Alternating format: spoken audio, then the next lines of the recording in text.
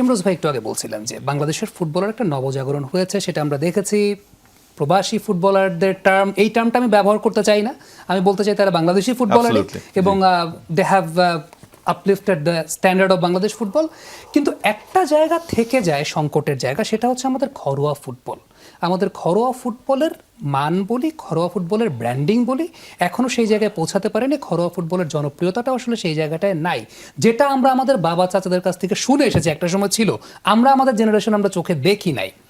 ঠিক এই জায়গাটা আপনি কি বলবেন, এটা কি মার্কেটিং ব্যর্থতা নাকি সেটা কি স্ট্যান্ডার্ডের প্রবলেম? এবং যে ব্যর্থতাই হোক না কেন, বর্তমান সময়ে নতুন ক্রীড়া প্রতিমন্ত্রী এসেছেন, রাষ্ট্র আসলে বাংলাদেশ ফুটবল ফেডারেশনকে কিভাবে সহযোগিতা করতে পারে বা আপনারা কেমন সহযোগিতা এক্সপেক্ট করেন রাষ্ট্রের কাছে? আচ্ছা, প্রথমে I think there are two issues. প্রথমে ঘরোয়া লিগটা কিংবা ঘরোয়া স্ট্রাকচার নিয়ে কথা বলতে চাই। এটা কার ব্যর্থতা ইজ নট ইম্পর্টেন্ট। যেহেতু আমি এখন ফুটবল ফেডারেশন আছি, আমি নিজে দায়িত্ব নিব। আমি বলবো this is our failure, simple as that. এখানে ব্লেম গেম করার সুযোগ নেই। এখন এটাকে বেটার করার জন্য কি করতে হবে? আপনি জানেন যে ফুটবলের, আই থিঙ্ক ক্রিকেটও ভেরি সিমিলার, আপনার লিগ কিন্তু গ্লোবালি হয় টিমদের দ্বারা। একটা লিগ পরিচালনা কিন্তু ফেডারেশনের রোলটা হচ্ছে খালি overall rules and regulations implement হচ্ছে নাকি, ক্লাব লাইসেন্সিং বলেন, দ্য গাইডলাইন্স বলেন, টেকনিক্যাল রেফারিং বলেন, এখানে হচ্ছে কিন্তু ফুটবল ফেডারেশনের রোল। যেটা একটু আগে ইমরুজ ভাই বলেন যে আমরা সবাইভাবে অলিম্পিক কি করছে, কেন প্লেয়ার ডেভেলপ করছে না, উনি আজকে ক্লিয়ার করলেন যে আসলে that is not their job.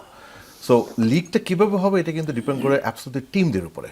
এখন আনফর্চুনেটলি আমাদের দেশে টপ টিম যারা বলেন কিংবা টিম যে কালচারটা আছে, ওইটা কিন্তু এখনো পেশাদার হয় নাই।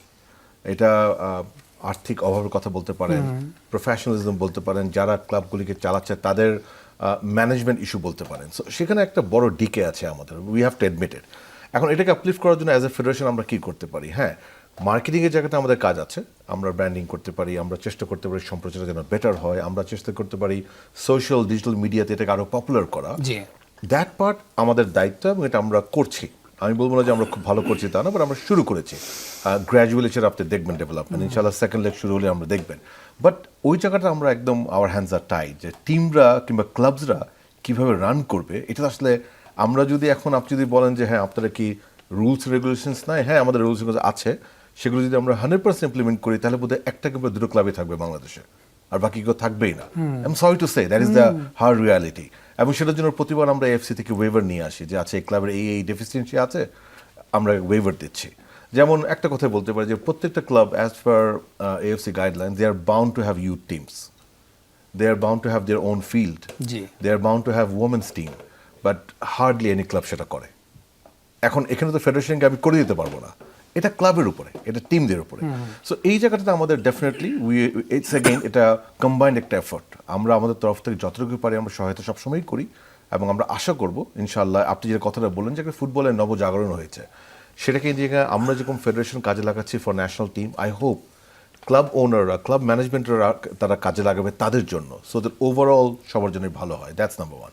নাম্বার টু, আপনি যেটা বলেন যে মাননীয় ক্রীড়া প্রতিমন্ত্রী মহোদয়ের কাছ থেকে ফুটবলের এক্সপেকটেশন কি, যেটা আমি আগেও বলেছি যে আপনার স্টেটের রোলটা ফুটবলে কিন্তু একটু different. It's not as a part of a day to day operation. ফেডারেশনটা কীভাবে চলছে না চলছে সেখানে কিন্তু স্টেট আসে না। বাট কোথায় স্টেট আসে, আমি যেটা আগে বলেছি আপনার স্ট্রাকচার, ইনফ্রাস্ট্রাকচার। আপনি মানে সো স্যাড টু সে যে আমরা এত ফুটবল লাভিং নেশন, আমাদের ফুটবল একটা সময় এত জনপ্রিয় ছিল, মাঝখানে কিছুটা একটু নেমে গিয়েছিল, এখন আলহামদুলিল্লাহ আবার এসছে। আমাদের কিন্তু বাংলাদেশের কোনো ফুটবল কমপ্লায়েন্ট একটা স্টেডিয়ামও নাই, FIFA football compliant, we don't have a football stadium. So this is not right, this is not fair, this is not fair to the people of Bangladesh যারা ফুটবলটাকে এত ভালোবাসে। সো আই থিঙ্ক ইনফ্রাস্ট্রাকচারে ফুটবল মানে মন্ত্রণালয়ে definitely একটা role থাকবে। Technical team মানে যেটা একটু আগে ইমরুজ ভাই বললাম, আমি যেটা বলছিলাম যে আমরা কিন্তু ক্রীড়া মন্ত্রণালয়ের বিভিন্ন প্রজেক্টে অনেক বিল্ডিং দেখি। সো বিল্ডিংয়ের ভিতরে কারা কাজ করবে that is also very important. So আমরা অ্যাজ এ ফেডারেশন আমাদের টেকনিক্যাল ডিপার্টমেন্টটাকে এনরিচ করার জন্য যদি আমরা ফিনান্সিয়াল হেল্প হতে পারে, ইন কাইন্ড হেল্প হতে পারে, এনি সোর্স অফ হেল্প যদি আমরা পাই, that will be great to be very honest. কারণ এটা আমি দেখেছি, আমি মরক্কোতে দেখেছি, আপনার ইন্ডিয়াতেও আমি দেখেছি, ওরা স্টেট লেভেল থেকে সাপোর্ট করে, প্যাট্রোনাইজ করে।